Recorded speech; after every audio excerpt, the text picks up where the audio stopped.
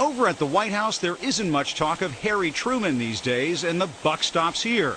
On the political targeting of conservative groups by the Internal Revenue Service, the White House has said it's been awaiting an inspector general's investigation. On who changed the talking points on Benghazi, the Obama administration says that was the CIA. As for the historic move to secretly obtain phone records from the Associated Press, White House officials say talk to the Justice Department. Instead of Truman, Republicans are making a different comparison.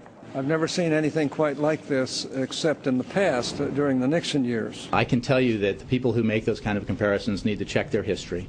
So it was worth noting that at the same time, both White House Press Secretary Jay Carney and Attorney General Eric Holder were holding separate news conferences.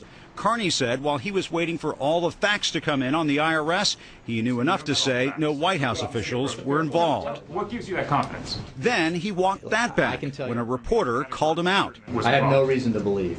So you're doing that on good faith, that this is just your assumption? Because I can tell you that I am not aware of anyone here knowing about it. Former White House Press Secretary Ari Fleischer said Carney was doing the only thing he could, tap dance. It is occasionally the job of the press secretary to not answer questions because you cannot answer the questions.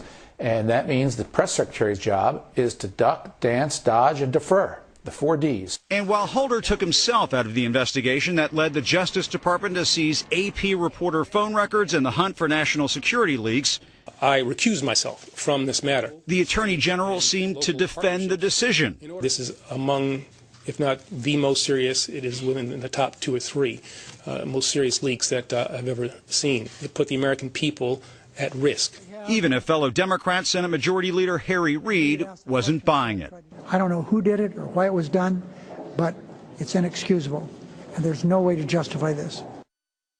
Eric Holder said the Justice Department is now investigating the IRS to see if any laws were broken, but add the IRS scandal to the controversy over the AP's phone records, and GOP leaders see an Obama administration effort to silence its critics. Time and again, White House officials said that's just not so, but it's never a good day, and an administration when its spokesman has to defend a president's respect for the First Amendment.